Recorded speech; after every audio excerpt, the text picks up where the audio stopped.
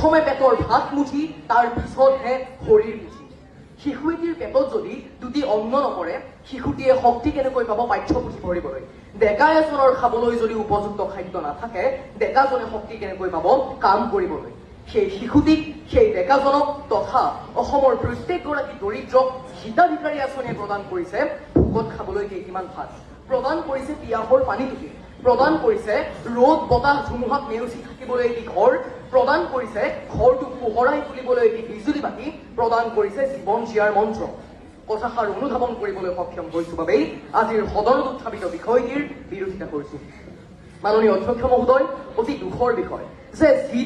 যিখন আঁচনিয়ে অসমৰ জনসাধাৰণৰ হিতৰ হকে কাম কৰিছে সেইখন আঁচনিকেই চৰকাৰী পক্ষৰ সদস্যসকলে অসমৰ অৰ্থনীতিৰ বিপৰ্যস্ততাৰ কাৰণ বুলি চিনাক্ত কৰিছে কিন্তু মাননীয় অধ্যক্ষ মহোদয় আমি যদি মন কৰো হিতাধিকাৰী